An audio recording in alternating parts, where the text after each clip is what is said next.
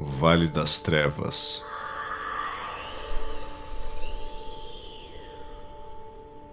Da ponte pra cá.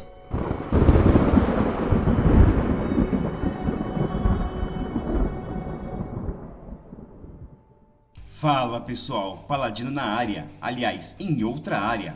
Paladino está aqui no refúgio do pessoal do Vale das Trevas, atravessando a ponte e vindo pra cá.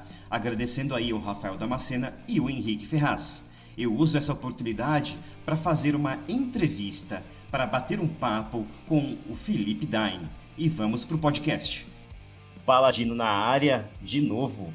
E dessa vez com um podcast super interessante, que eu convidei o Felipe Dain, aquele mesmo autor de Rio de Janeiro by Night, para a gente conversar sobre uns assuntos meio polêmicos aí, para fazer uma desmistificação sobre natureza e comportamento que era apresentada nas edições anteriores de Vampiro à Máscara, com o que vem agora no Vampiro Quinta Edição, que tem aí as crenças, convicções, ambições, desejos. Vamos entender um pouquinho mais isso? E como isso vai transformar aí o seu personagem, vai ajudar a criar o seu personagem. Então, Felipe, seja muito bem-vindo. Salve galera, tudo bem?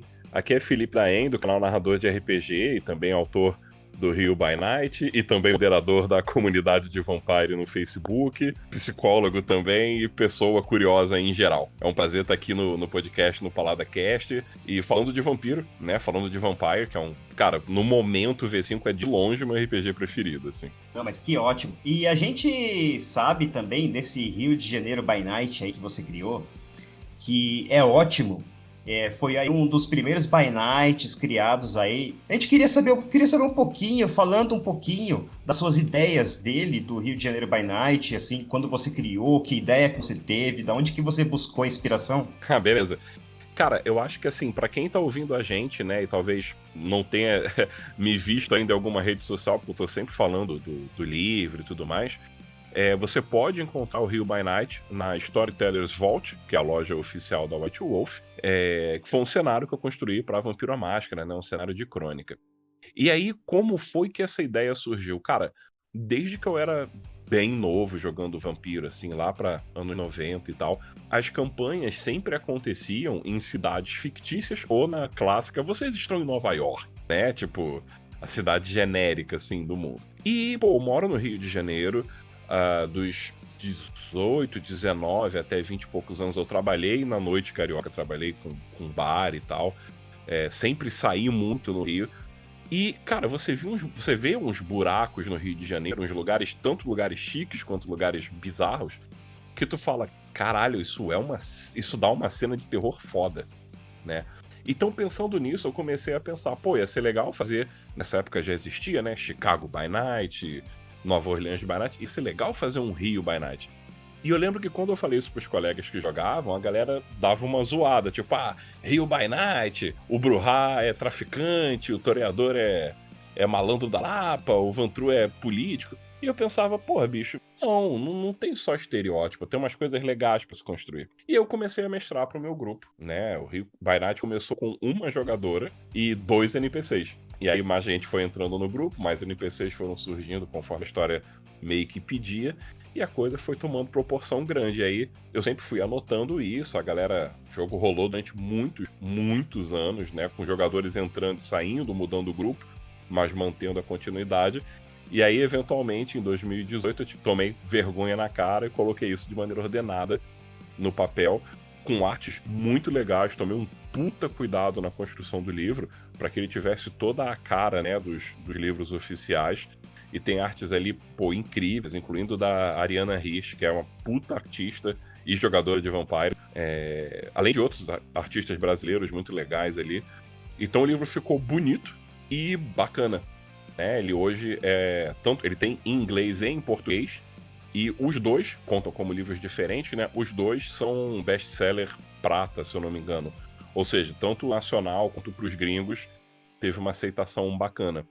E basicamente é uma caixa de ferramentas, né, para o narrador criar uma história no Rio de Janeiro com NPCs que já sugerem algumas tramas e você joga os seus jogadores no meio, e onde eles entrarem ou com quem eles se contactarem, vai acabar dando pano pra história, pro jogo poder rolar. Essa é a ideia. É isso aí. Pro pessoal que às vezes pensa, por que eu vou adquirir aí um By Night regional, se eu posso criar o meu mesmo? Cara, eu falo pra você, é bom prestigiar o trabalho dos criadores de conteúdo nacionais, porque a pessoa teve um trabalho para fazer, ela teve uma responsabilidade de deixar aquilo na mais alta qualidade possível e imaginável. Como o Felipe mesmo falou, criando aí, dando espaço para artistas brasileiros, desenhistas, ilustradores, para poder mostrar o trabalho. Então você adquirir uma obra dessa, um PDF desse, só vai ajudar não só a sua mesa, que vai ter aí uma ampla gama aí de intrigas e coisas afins para colocar na sua crônica, mas também para fortalecer cada vez mais o conteúdo nacional, que do nosso jogo de Vampire a gente sabe que não tem muita coisa. Então a gente tem que mesmo que bater palmas para esse pessoal que cria conteúdo, que cria livro. Pô, Palada, isso que você falou é bem verdade, mas eu iria até um pouco além, porque, de fato, né, um livro que tem lá um monte de ideia de aventura, trama, etc., mas eu acho que vai um pouco além. Quando eu fiz o Rio by Night, eu tinha muito claro na minha cabeça que, pô, eu, além de psicólogo clínico, né, eu trabalho como consultor de RH para algumas empresas e tal, e uma coisa que eu tenho muito claro é que, assim, para eu comprar um produto ao invés de outro, esse produto tem que ter alguma coisa que só ele tem, né? Quando você joga Chicago by Night, você tá jogando o vampiro no seu estágio mais clássico. Tem Elderis, tem intriga de clãs e tal. Quando você joga Montreal by Night, você tá jogando com Sabá. Então, tipo, é um negócio muito diferente, é um negócio muito específico próprio. Quando você joga Los Angeles by Night, você tá jogando uma cidade com anarquistas. Então, é outra organização, é outro contexto. Quando você joga Nova Orleans by Night, uma cidade cheia de coisa mística. Então, o que é que tem no Rio que torna ele único? No Rio by Night, especificamente. O Rio by Night, ele tem uma coisa única, que é a miscigenação. No caso, o Rio de Janeiro é uma cidade muito misturada. Você vê todo tipo de gente, né? E então, como é que eu transportei isso pro jogo? Você tem todo tipo de personagem. O Rio de Janeiro, devido a coisas tanto oficiais, que estão na White Wolf mesmo, como coisas que eu exploro mais no próprio livro, ele tem uma organização política onde Sabá e Camarilla não estão em guerra. Eles não são melhores amigos, mas não estão num conflito aberto. Então você pode ter uma crônica onde o grupo, né, a Coterie, é um Tizimis, um Vantru e um Setita. É um Bruhá, um Assamita e um, sei lá, sabe, você não tá preso às seitas, aos Coteries, aos grupos serem da mesma seita. Até porque isso é uma coisa oficial da White Wolf. No Rio é onde os vampiros de seitas distintas vêm para negociar as coisas, como se fosse um terreno neutro, sacou? E aí a história se desenrola muito nisso, naqueles que querem manter a neutralidade e naqueles que querem ver o circo pegar fogo. Então isso é único. Nem tem nenhum suplemento, não tem nenhum livro na White Wolf que foca nesse aspecto, sabe? Tipo, olha, mesmo se não tiver seita e não tiver lado, vai dar merda, porque vampiro é um bicho ruim. E o Rio, na minha opinião, ele constrói elementos, né, que proporcionam isso. Isso é verdade, Felipe, muita verdade isso. Mas aí a gente já deu aí um spoiler, um mega spoiler do que se trata do Rio de Janeiro by Night. Se alguém quiser saber mais, vai adquirir lá. Eu vou colocar o link aí embaixo na descrição, o link para você baixar, para você lá comprar o Rio de Janeiro by Night lá na Storytellers Vault. Além disso, também vai ter os links aí do canal Narrador de RPG também, que o Felipe fez aí uma playlist sobre como criar o seu próprio By Night, que é muito bom vocês darem uma passada lá e darem uma olhada, porque tem muitas informações muito pertinentes aí e vai agregar conhecimento para vocês, se vocês pensam em criar aí algum By Night. Alguma coisa aí, Felipe? Não, acho que é isso mesmo.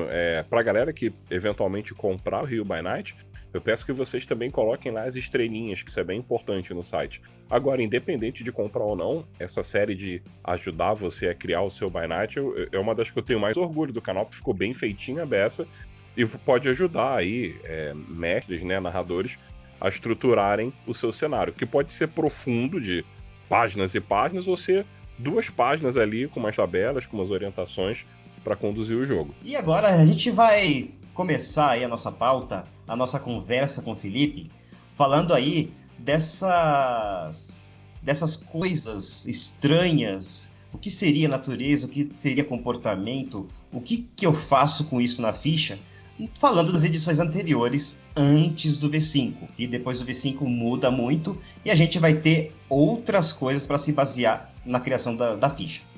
Felipe, vamos falar sobre natureza e comportamento agora? O que é cada uma? Cara, o que acontece? Acho que antes de mais nada é importante a gente introduzir pra galera que o Vampiro à Máscara, quando surgiu lá em 89, 90, tinha uma proposta, o próprio Markenhagen já falou isso algumas vezes, né? De ser um jogo um pouco pretencioso e colocar elementos um pouco diferentes dos elementos tradicionais de RPG. Um deles, por exemplo, é a cultura bem urbana, né? Fala de gangue, de gótico, tem um monte de letra de música de bandas atuais para a época, né? Então, uma das coisas que o Mark colocou no Vampiro à Máscara original, que quebrava, que era um pouco diferentão para a época, foram conceitos de psicologia. A natureza e comportamento, aquela listona, né, dos arquétipos, o Bon Vivant, Valentão e por aí vai, essa lista ela é bem baseada no conceito de arquétipos de personalidade, que é um conceito do Jung e de outras teorias também dentro da psicologia, mas talvez mais popularizado pelo Jung, né, Carl Jung, que é uma tentativa de explicar a personalidade. Se você parar para pensar, o D&D faz uma coisa parecida, mas nos moldes que interessam para uma história de fantasia, ou seja, eu tenho que saber se o cara é mau, ou bom, ou neutro, e se ele age dentro da lei ou numa forma caótica. O Vampiro à Máscara pensou uma outra forma, né, para organizar seus personagens, que era pensar arquétipos de personalidade deles. Agora, a função disso no jogo, a função da natureza e do comportamento, é uma função muito específica, definida e objetiva, que talvez não tenha sido observada com o carinho necessário quando os caras estavam criando o jogo e mesmo quando a gente estava jogando o jogo. Eu acredito que todo mundo aqui que já criou um personagem, você primeiro pensa o personagem e depois você olha na lista alguma coisa que mais ou menos se conecte com o que você pensou. Os caras tinham que fazer, de alguma forma, né, que isso tivesse uma relevância no jogo, ou seja, aquilo tem que ter alguma mecânica atrelada. No nosso caso, a natureza serve para você ganhar a força de vontade. Né? Quando você faz um ato que está condizente ali com a sua natureza, você ganha força de vontade. Mas para além da mecânica, qual é a função disso? Então, voltando aí à pergunta original falada, a ideia é que você tem uma personalidade e que você vai dividir ela em 2 partes. Tem a personalidade que você apresenta ao mundo, que vai ser o seu comportamento. E você tem uma personalidade interna, que vai ser a sua natureza. Como eu fiz aí a comparação, é bem parecido com a ideia de alinhamento de D&D. Você tem como se fossem 2 eixos, né? Uma coisa que é um pouco mais interna e uma mais externa. Então, se eu sou, por exemplo, um autocrata por natureza e bom vivant por comportamento, eu estou dizendo para o jogador, eu estou dizendo para a mesa, que aquele personagem ele está sempre querendo curtir as coisas, porque curtir é a forma que ele tem de controlar o ambiente. Ele é um autocrata. Mas para as pessoas que vão vê-lo, as pessoas vão dizer, porra, fulano de tal é um festeiro, é farreiro, é galhofeiro e tudo mais. E por aí vai, você consegue criar milhares de combinações, né, misturando 2 coisas, que vão dar a ideia de aquilo que as pessoas comentam e aquilo que você comenta na sua análise. É mais ou menos essa a ideia de natureza e comportamento. Eu não sei se eu respondi ou se eu confundi mais. Palada, me diz aí. Não, cara, você respondeu o que a gente queria ouvir mesmo, de uma forma mais abrangente e tudo. Só para resumir essa parte, então, de natureza e comportamento, a gente pode falar de forma bem rasa que natureza é o que você realmente é e comportamento é o que você exteriora, assim, as outras pessoas te enxergam? Nunca, porque as outras pessoas enxergam alguma coisa, e se as pessoas enxergam alguma coisa, você é aquela alguma coisa em alguma medida. A diferença, talvez mais acertada, fosse a gente dizer que a natureza é algo que está assim na base do que você faz e o comportamento é o que você efetivamente faz, né? Você é as 2 coisas. Tem muito como você fugir disso. Se você é um cara que, pregando o exemplo que eu dei, né? Se para você obter controle, você fica fazendo festa sempre, sei lá, para de repente conseguir que as pessoas não te olhem muito a sério, ou para ter muitos amigos que vão achar você incrível, ou para fazer vários contatos nas festas e crescer politicamente, não dá para negar que você é um arroz de festa, que você é festeiro. Isso faz parte da sua essência, apesar disso estar sendo feito por um motivo anterior, né? Que é o que vai estar dizendo a natureza. Mas a ideia é essa. A natureza é algo que é um pouco mais discreto, o comportamento é algo um pouco mais mostrado, mas ambos constroem a sua essência. Certo. Então, agora, Palada, tem uma coisa no que você falou, e eu falei também quando eu estava falando sobre essas duas características, que é o objetivo disso, né? Que eu falei, pô, elas têm um objetivo claro. Qual que é o objetivo disso? Se você for olhar mecanicamente, comportamento não tem função no jogo. Você não ganha força de vontade quando você faz algo do seu comportamento. Então, qual é a função de natureza e comportamento? Respondendo essa pergunta simples, sempre que você tiver na dúvida sobre o que o seu personagem deve fazer, olha para natureza e comportamento. Aquela ali é a sua cola, é a sua deixa. Pô, não sei como eu vou responder a esse neófito que tá me peitando. Olhei na minha ficha, eu sou autocrata. Eu vou começar a botar esse cara no lugar dele. Olhei pra minha ficha, eu sou comediante. Pô, vou tentar ganhar esse cara fazendo uma piada. Olhei pra minha ficha, eu sou valentão. Vou levantar a voz pra esse cara e vou dar-lhe uma porrada se ele não... Ou seja, aquilo ali é uma dica pro jogador sobre o que o personagem dele é. Então, é como se você fizesse uma matemática mental. Bom, se eu sou valentão, como um valentão agiria aqui? Se eu sou excêntrico, como um excêntrico agiria aqui? E assim por diante. Então, essa é a função principal de natureza e comportamento. É uma cola para o jogador sobre como ele deve resolver as situações que vão para aquele personagem. Ah, certo. Então, assim, a gente está falando de natureza e comportamento, então você ligou as duas coisas, então... a gente tem a natureza como uma base e o comportamento ele tá mais na superfície, mas as duas são você, então você faz... Perfeito. Então não que as outras pessoas, baseado no que as outras pessoas veem, é o seu comportamento, mas você é aquilo em profundidades diferentes. Em profundidades não, em demonstração, né? Por exemplo... Eu sou psicólogo e eu gosto de Vampiro à Máscara. Quem é da minha empresa, quem trabalha comigo, nem sempre sabe que eu curto RPG. E quem joga RPG comigo, ou que acompanha o canal e tudo mais, nem sempre sabe que eu sou psicólogo. Mas eu sou as duas coisas igualmente, sacou? Eu não vou entrar numa reunião de negócios e falando, não, pessoal, peraí, deixa eu falar porque eu tenho um Bruhá de 7ª geração, como assim? Porque não vai fazer sentido ali, né? Mas, eu tenho, inclusive, a pessoa que me ajudou a escrever o Rio by Night, o Leandro, é um colega de trabalho. Foi, né? A gente já trabalhou junto. E num trabalho, em algum momento, a gente falou alguma coisa do tipo, pô, pra resolver esse problema, rola um D20 e torce pra ser crítico. Um olhou pra cara do outro e aí falou, porra, vamos marcar jogo, né? Então, essas interseções acontecem. Mas você é as duas coisas.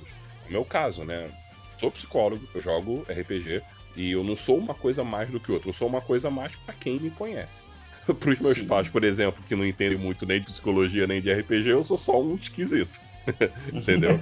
Mas o que não quer dizer que eu não seja. Quer dizer, se eles me veem dessa forma, provavelmente outras pessoas que não entendem muito das duas coisas também vão ver dessa forma. Então, não dá pra negar que eu seja um pouco, entendeu? Essa é a ideia. Então, acho que seja tipo superfície ou coisa, mas o que tem a ver com o momento.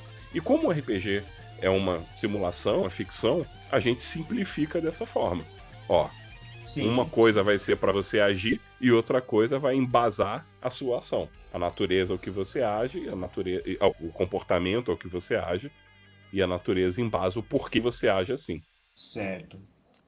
Tô querendo só aprofundar um pouquinho mais, mas eu queria levar a conversa, colocar ela num outro nível, assim. Por exemplo,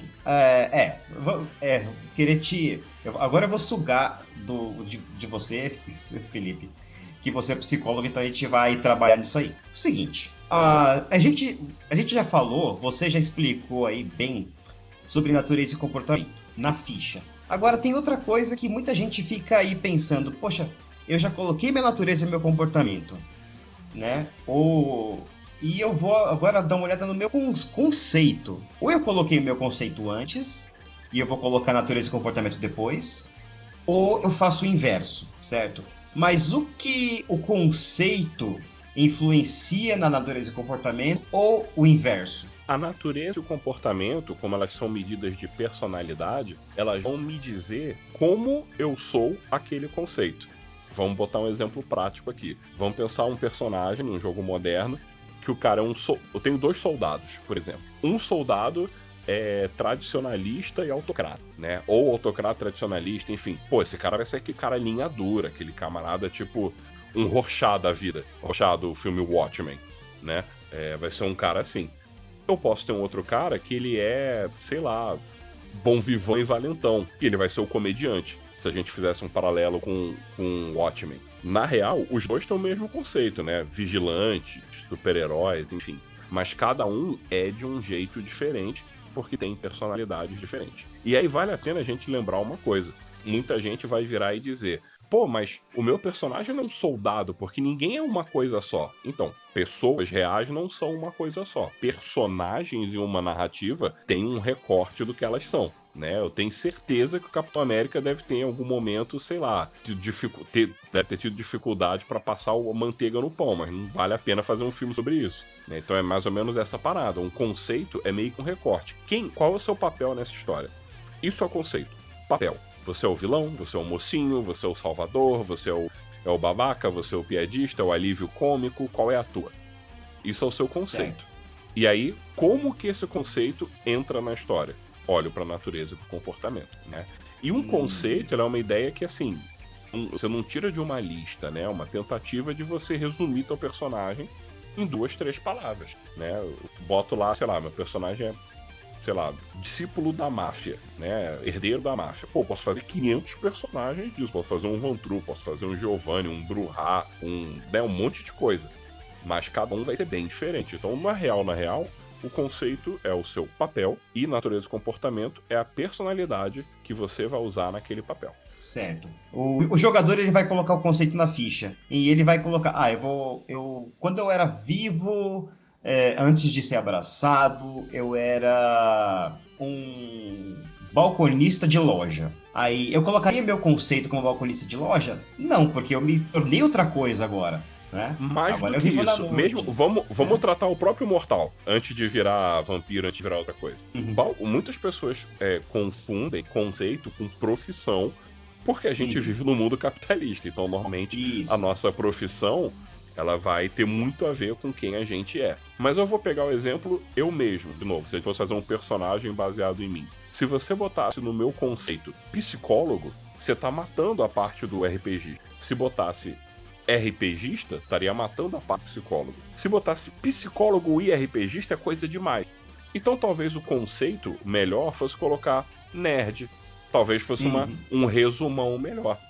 Pô, mas aí você não tá dizendo que é psicólogo e que é RPGista. Não tô dizendo aqui. Mas isso não tem que dizer tudo sobre mim. Isso é uma guia. Conforme o cara for interpretar o Felipe na mesa, ele vai usar essa guia, esse natureza, comportamento, conceito, e vai desenvolver. Talvez o cara crie uma versão alternativa onde eu não sou RPGista, mas gosto de board game, ou de videogame, ou de futebol. Talvez o cara faça uma versão onde eu não seja psicólogo, mas seja psiquiatra, ou fisioterapeuta, nutricionista. Nutricionista não ia dar muito certo comigo, mas enfim. É esse tipo de ideia, né? São como se fossem colas, cartas para você criar alguma cena em cima daquilo. Então a gente deixando o conceito mais abrangente, a gente também abre o leque de oportunidades, né? Pô, vou te dar um exemplo de um personagem que eu tô construindo no momento para um jogo que em breve eu pretendo colocar ele mais à frente, talvez até colocar ele no Storytellers Vault em algum momento. Cara, o camarada é um La Sombra, filho de família rica, né, um playboy, assim, que o cara tem ele fica apaixonadinho e tudo mais, e a namorada dele morre um pouco antes dele ser abraçado. Quando ela morre, o cara fica muito, perdido, e os dois são puta festeiros, né, tipo...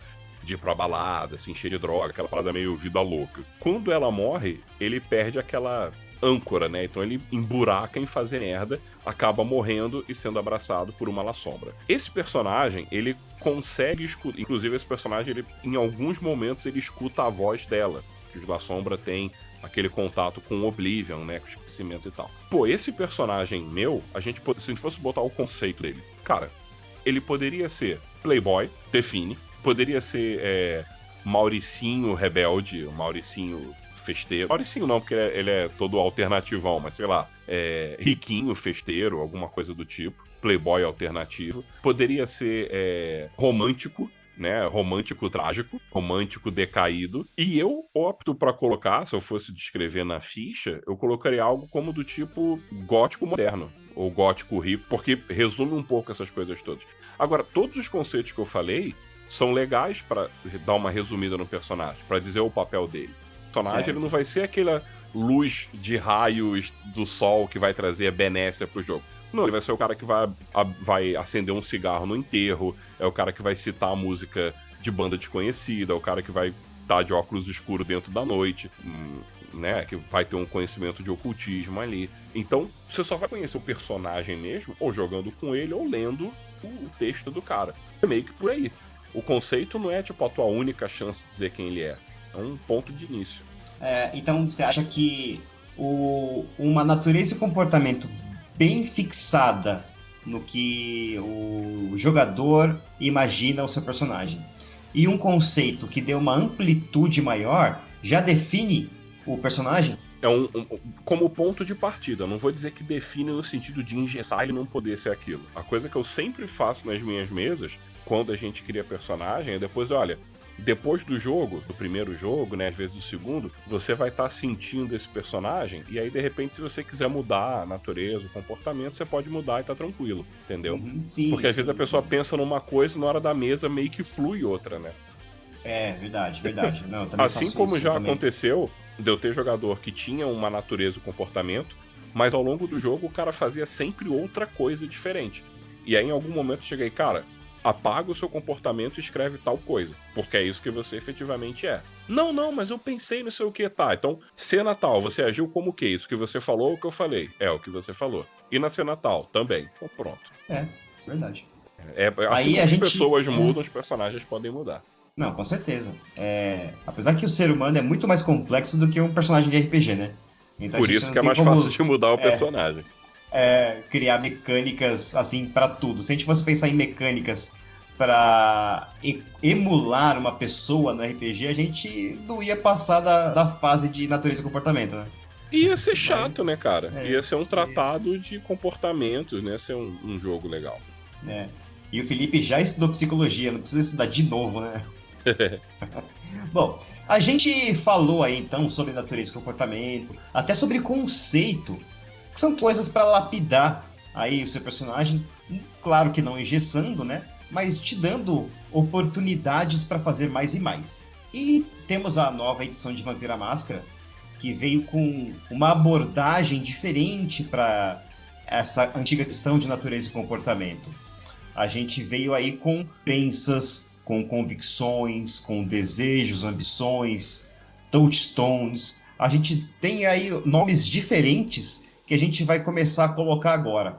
Então, como que a gente colocaria, então, o que seria a natureza e comportamento das edições anteriores para o V5? Natureza e comportamento eram dicas para você olhar para a ficha e saber como agir. No V5, a gente também tem isso, mas na forma de ambição e desejo. No caso do V5, não é que seu personagem perdeu a natureza e o comportamento. A personalidade dele é a mesma que era antes, né? Se você pega um personagem aí que já existia antigamente, tá? Agora, a gente só não está preocupado em descrever com estatísticas qual é a natureza e comportamento dele, né? A gente não faz isso. Isso vai estar no texto, vai estar no seu roleplay. O que a gente coloca na ficha é a ambição e o desejo. O que é isso e como isso funciona? Ambição é alguma coisa que seu personagem quer muito. É talvez o objetivo de vida.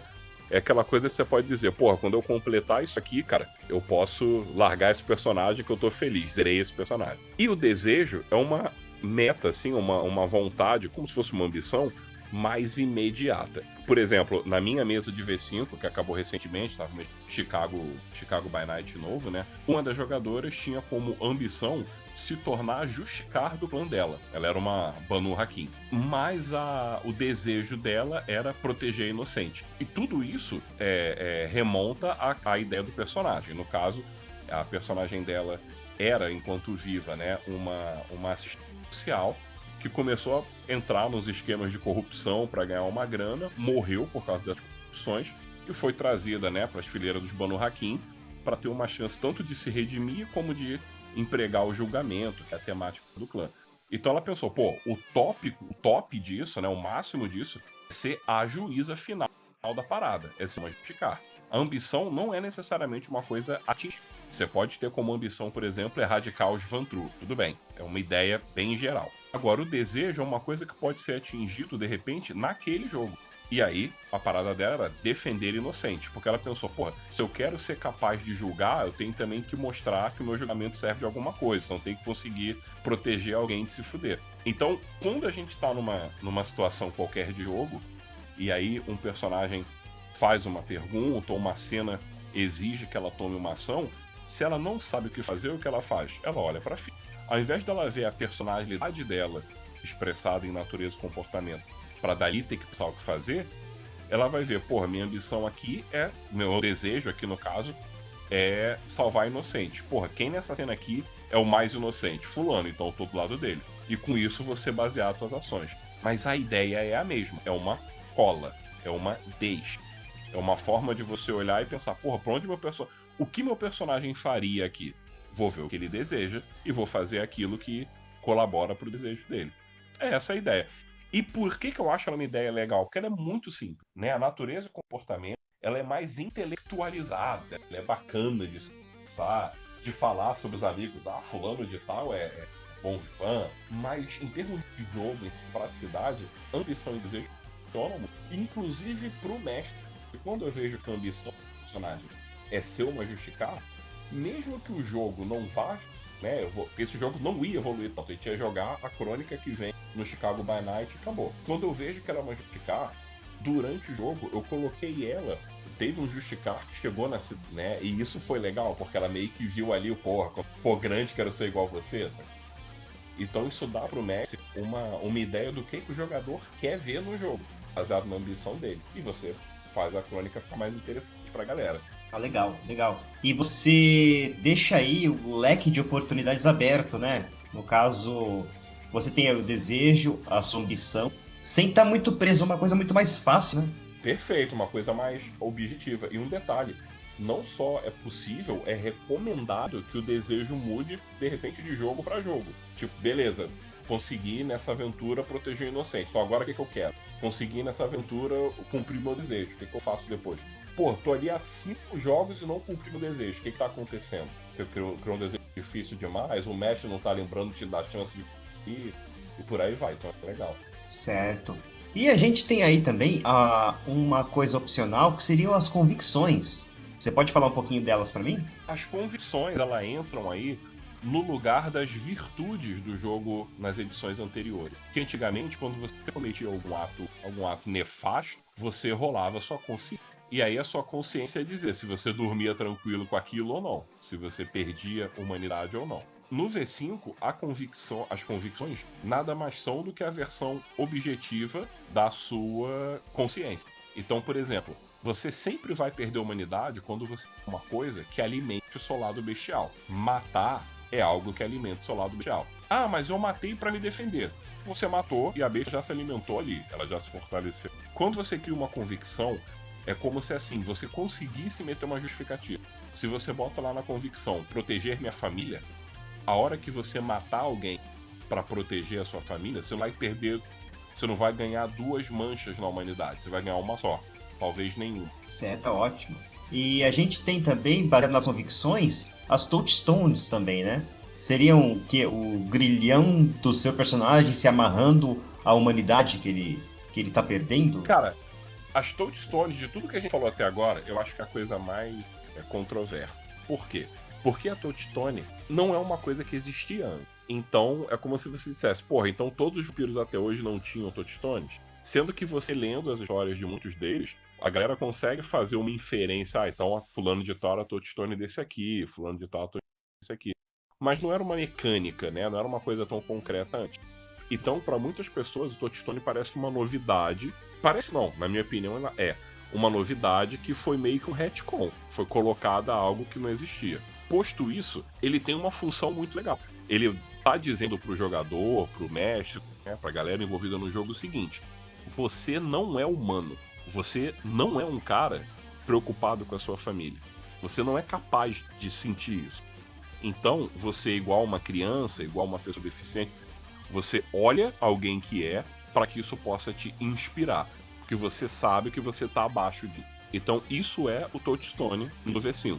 É um humano, um mortal, que faz algo que você considera valioso e que, por mais que você faça parecido ou igual, não tem o mesmo valor.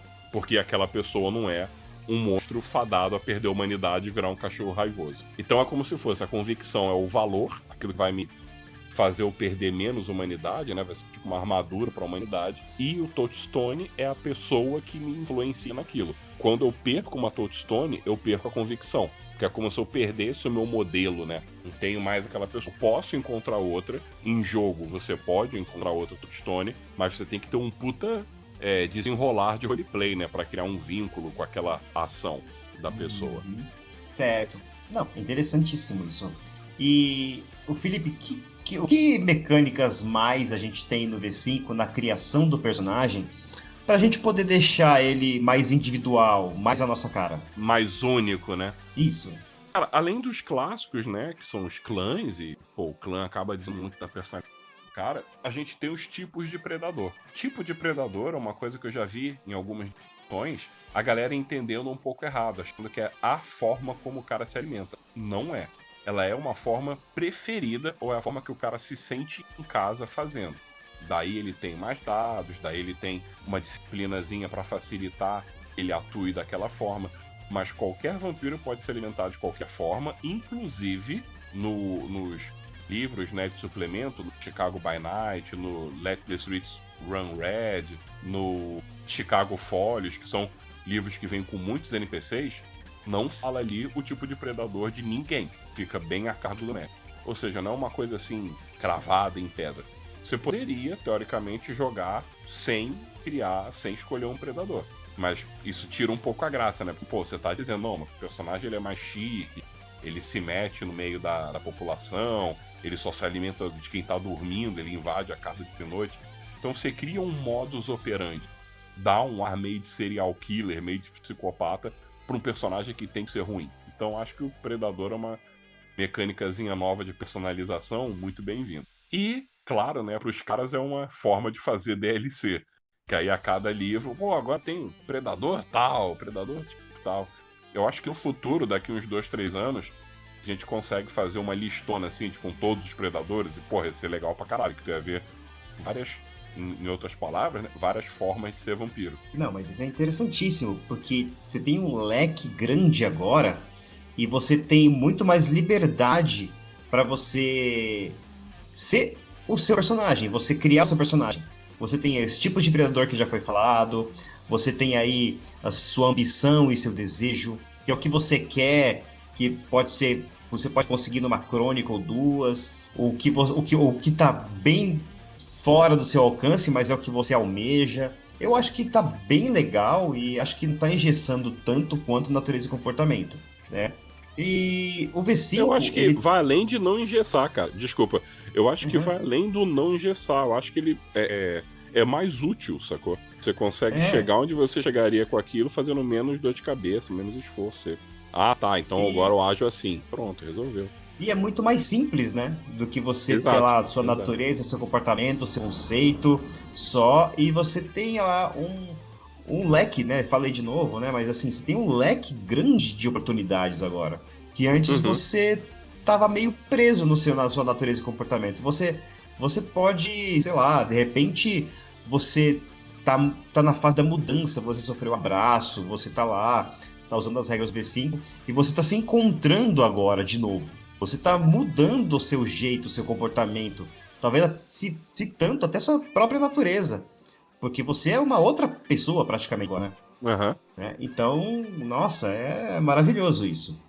E pra gente indo pro finalmente, o Felipe, fazer uma rápida conversa aqui sobre o eu personagem e o eu jogador, né? Eu sou um Uau. jogador que eu sou muito. Eu sou um jogador que eu sou muito falante, eu sou muito brincalhão. Só que a minha crônica, o meu narrador, ele tá querendo alguém mais na base da política, mais um cara mais silencioso, um cara que, que trabalha nos detalhes e tudo isso. Como é que eu consigo trabalhar a mim mesmo para poder ter um personagem assim?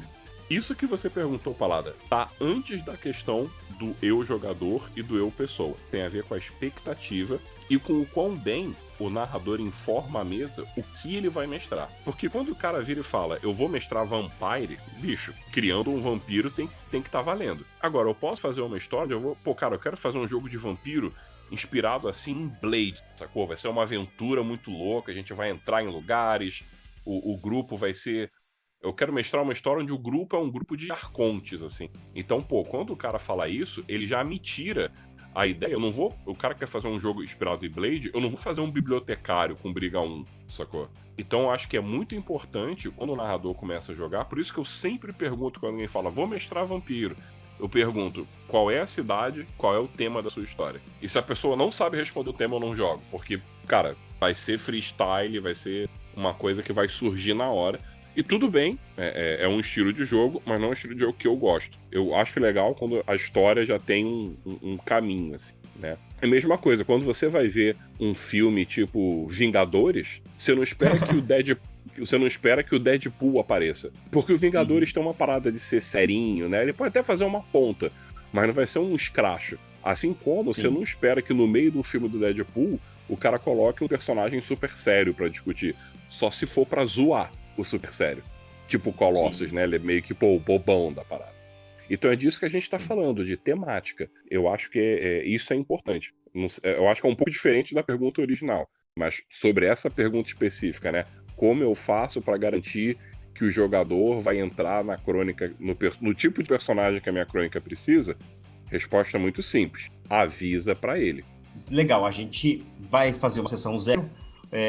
Até para quem não sabe, que ainda não conseguiu ler o V5, o V5 fala muito sobre sessão zero, sobre sou ferrenho defensor da sessão zero, para a gente poder falar que tipo de crônica, o tipo de assunto que a gente vai abordar, se tá ok para todo mundo, se tem alguma pessoa que esteja que não esteja afim de que tal assunto seja mencionado, seja tocado, seja trabalhado.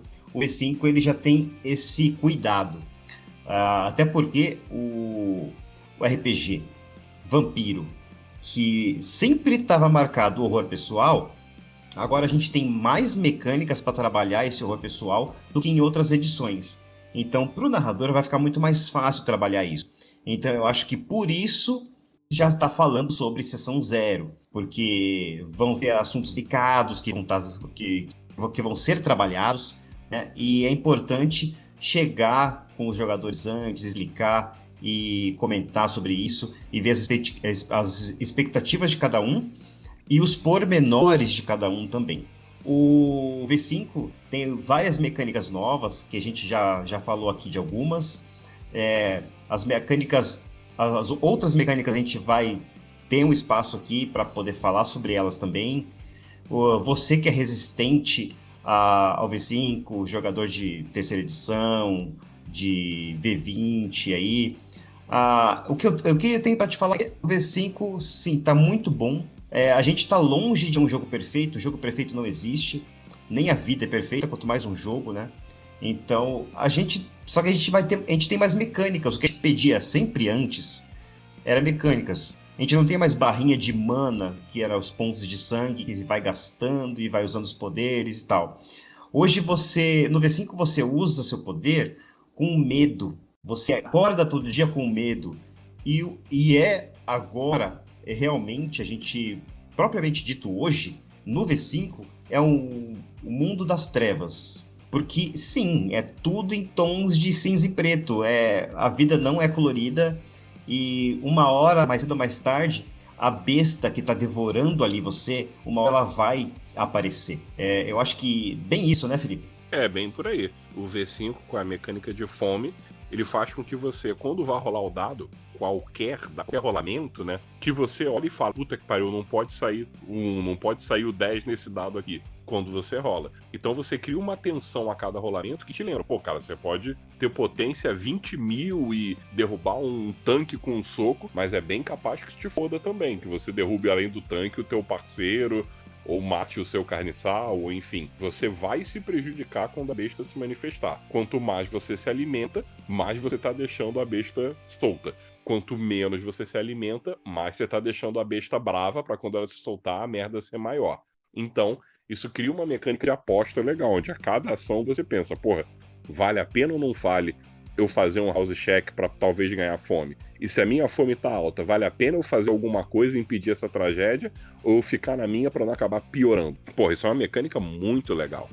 Que antigamente a gente deixava essa questão do horror pessoal, a questão da fome, muito a cargo do narrador, né? E o narrador tinha que se virar nos 30 para poder criar uma ambientação, para poder colocar vocês imersos naquilo.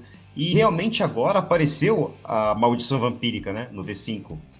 Que você é um amaldiçoado mesmo. E não simplesmente tem um defeito de clã e você não poder sair da luz do dia e não comer comida de repente, se tiver no defeito. Mas você, agora sim, você é um amaldiçoado.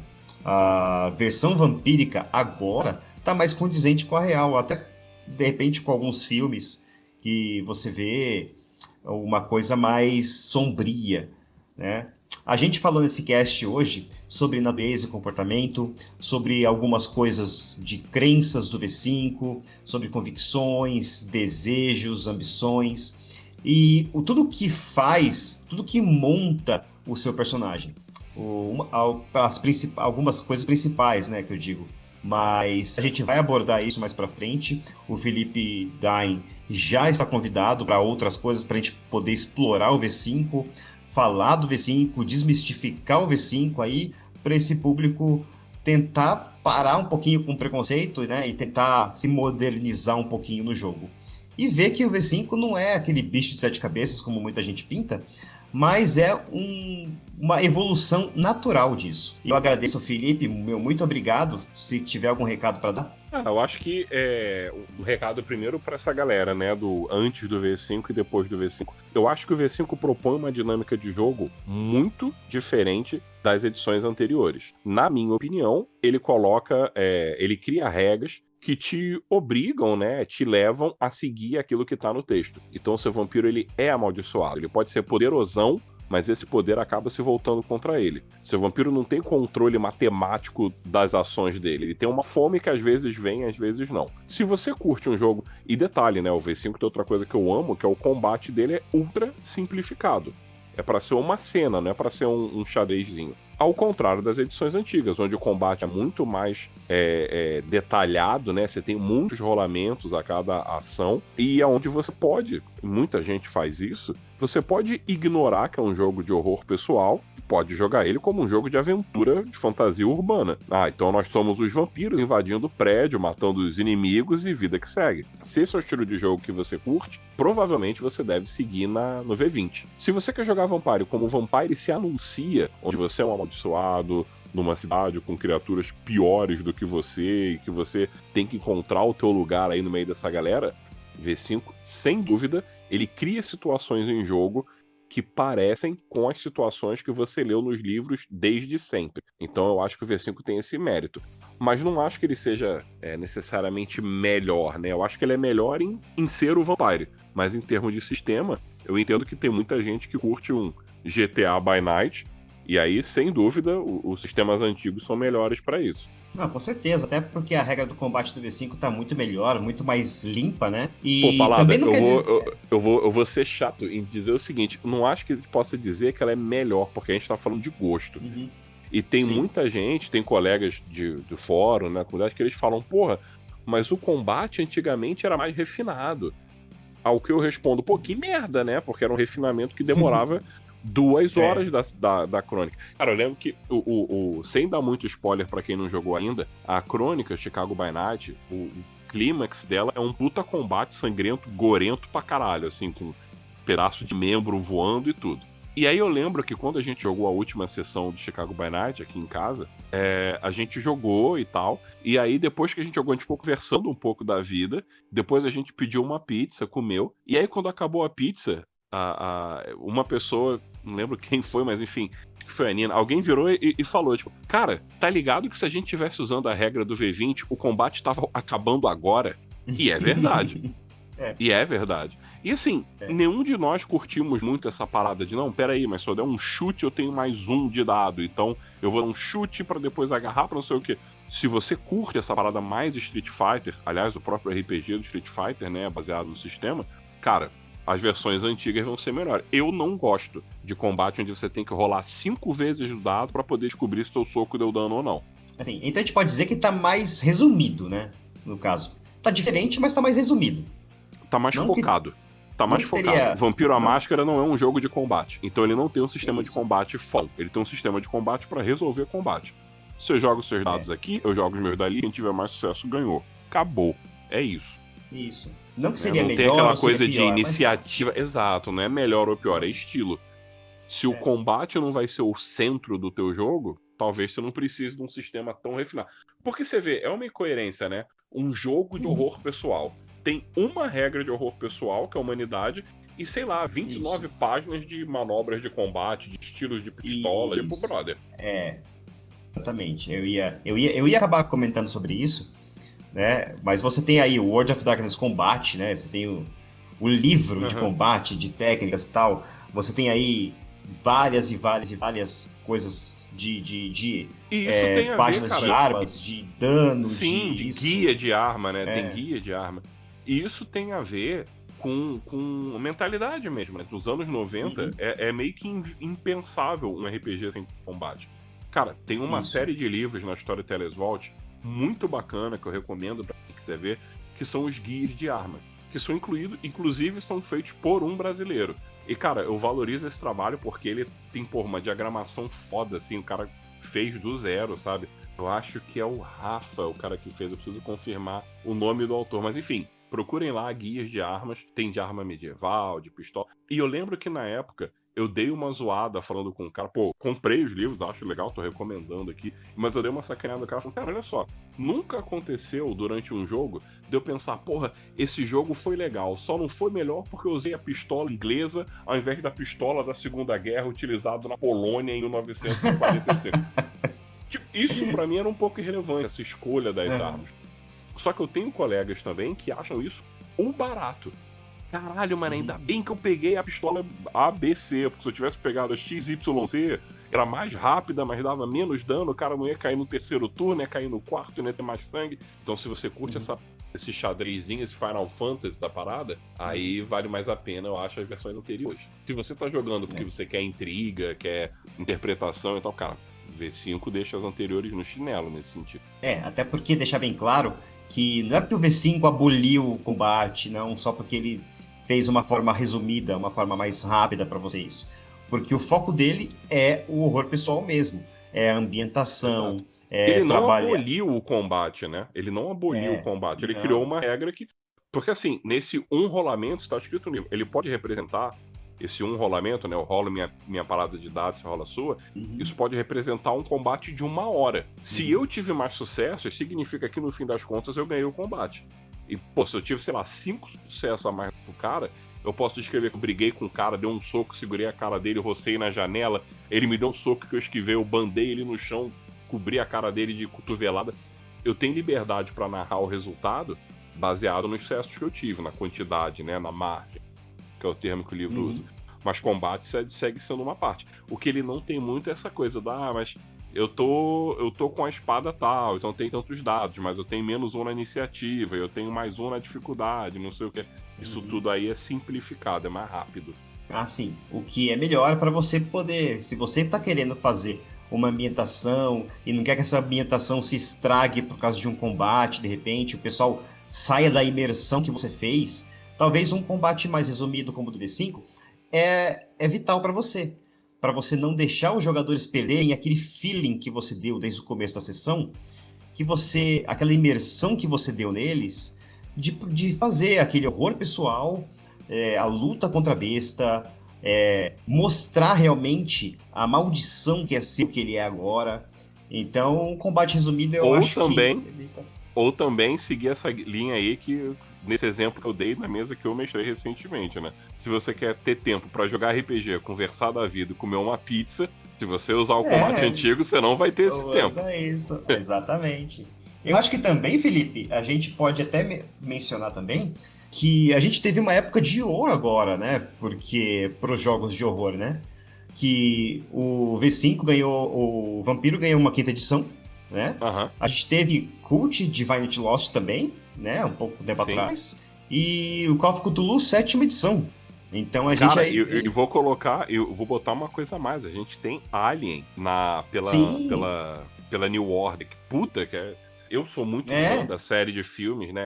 Aliás, a New Order tem trazido muita coisa legal pra RPGista de todo... Pô, os caras trazem de Pathfinder a Shadowrun Anarchy, que é um jogo totalmente narrativista. Então, pô, eles estão com uma linha de produto, assim, fenomenal, cara. Muito de parabéns. Isso, e a gente tá nessa época de ouro de jogos, assim, explodindo para todos os lados. Tem, falando especificamente sobre os jogos que trazem mais o gore, mais o horror, o terror, né?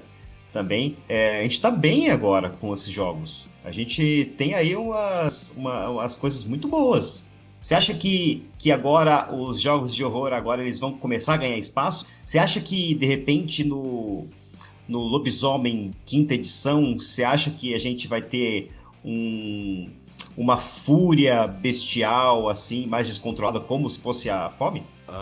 Deixa eu pensar como é que eu posso falar isso sem arrumar problema com ninguém. Cara, vamos dizer o seguinte. Existe, mais ou menos, já pensada, uma mecânica de fúria no Lobisomem quinta edição que tem similaridades com a mecânica de fome, no sentido de ser uma coisa que é boa até certo ponto, mas que pode prejudicar também. Mas sigam os twitters aí da galera que tá fazendo Lobisomem, em breve eles vão revelar mais coisa oficialmente. Mas tem umas mecânicas legais sendo criadas para representar isso lá também. Tá. Só para não ficar divagando muito aqui, eu só queria fazer mais uma última pergunta pro Felipe, que o V5, na verdade, quando acabou ali a história do apocalipse, do Vampiro 20 anos, e a gente começou agora no V5, a gente teve uma série de fatores aí, o Becone, a gente teve aí, nossa, não quero nem falar do final do cenário, né, mas teve explosão e etc, né, quem já viu sabe, né, que eu não gostei daquilo, mas tudo bem. Mas para ter aí um reset, no caso, um pseudo reset, para poder ter o Vampiro quinta edição. A lore, ela está sendo trabalhada ainda. Até por isso que a gente não pode criar nada no Storytellers Vault, assim, para que seja vendido ainda. A gente pode criar nas nossas mesas, assim, mecânicas emulativas, assim, utilizando o V5. Mas assim, sobre a questão da lore, Felipe, você acha para onde que essa lore vai do Vampiro quinta edição? Cara, eu gosto muito de conversar com outra moderadora do grupo lá do Facebook, né, de Vampire, que é a Lívia, porque ela é muito, muito fã do Vampire mais old school, e eu sou mais fã do Vampiro quinta edição, e a gente fala muito sobre isso, pra onde vai o lore. Na minha visão, eu acho que o lore, ele tá fazendo assim, ele tá pegando as coisas que o jogo dizia que era e tá levando aquilo no último nível. Então assim, a Camarilla antes era um grupo de vampiros inseridos na sociedade, só que ao mesmo tempo eles estavam em tudo que era lugar, tinha vampiro pra caralho, todo mundo era da Camarilla, a menos que eles dissessem o contrário. E agora não, a Camarilla é praticamente uma maçonaria, tolerância zero, quebrou a máscara, andou com anarquista, né? Dependendo da cidade, isso muda. Mas, de maneira geral, a Camarilla está muito mais parecendo uma sociedade secreta, tipo uma maçonaria, um coven de bruxa, do que realmente um grupão, uma Liga da Justiça. Então eu acho isso legal. Eu acredito que eles vão fazer o Anark, né? Muito mais porra louco, religioso, fanático de vagabundo que tá indo pro inferno aos poucos, saca? E não caia na ideia que foi mais forte durante a terceira edição, que o Sabá era uma outra Camarilla. Porque o Sabá disputava território com a Camarilla, o Sabá botava gangues de carniçagem na rua pra brigar e tipo, bicho, cadê o culto que eu tenho medo? Isso é uma agência paramilitar, sacou? Então o Sabá ficou muito assim, pô, a ideia de, não, porque tem um vampiro do Sabá que domina Wall Street lá em Nova York e tudo mais, tipo, cara, não, o Sabá tem que fazer ritual cortar cabeça, é isso o Sabá que eu quero. Eu acredito que eles vão fazer isso, vão trazer a Lore pra perto e estão eliminando da Lore elementos que travavam a história. Por exemplo, Elder pra caralho dentro das cidades. Com o Beckoning, isso foi reduzido. E eu acho isso super positivo. Sim, até a questão. Então, a gente está pensando, acho que da mesma forma, talvez, que lá nos primórdios das edições de Vampiro, onde não tinha livro do Sabá ainda, o Sabá era só um mistério, assim, nas sombras. Você só falava do Sabá e já tinha medo. Se tornar uma coisa assim, só que mais palpável, no caso. Eu acho que por aí. Eu acho que a versão que falava do Sabá antigamente é de ser um culto que, pra quem tava de fora, parecia um culto satânico, um culto de bruxaria. Acharia legal que eles voltassem assim. Acho que a Cruzada da Guerrena, que é onde eles se meteram, né, nesse momento do V5, eu acho que tem potencial pra fazer eles voltarem nesse clima. Ou seja, ou eles vão voltar muito malucos e muito poderosos, ou muito despedaçados, ou as duas coisas. E tudo isso dá a ideia de fazer um Sabá legal. Inclusive, o Justin aqui, ele também não se segura nos tweets, né? Ele tá soltando algumas coisas lá no Sabá também. Mas é isso. A gente falou aqui sobre natureza e comportamento, sobre crenças do V5, convicções, desejos, ambições. Falando sobre a mudança das edições, o que era em cada uma, né? Para a gente poder lapidar o nosso personagem. A gente vai falar sobre mais mecânicas de V5 nos podcasts depois, se vocês quiserem, a gente vai se aprofundar cada vez mais nisso. Fazendo aí a desmistificação do V5. E depois a gente teve aí um bate-papo falando sobre algumas mecânicas boas aí do V5, algumas mecânicas diferentes, né? E fica a seu cargo aí decidir se você vai jogar o V5 no Mais Horror Pessoal, se você fica com as edições anteriores aí, que também só afirmando que não existe jeito errado de jogar RPG, só existe o seu jeito, tá? Não tem certo ou errado. Você joga do jeito que você achar melhor, você se divertindo, no final deu tudo certo. Agradeço, Felipe. Felipe, muito obrigado pela participação. Espero que você volte aqui pra gente falar um pouquinho mais do V5. Beleza, também agradeço pela participação, foi divertido aí. Espero que a gente possa falar mais sobre essas coisas. Aí eu me despeço de vocês e tchau, galera. A gente se vê depois.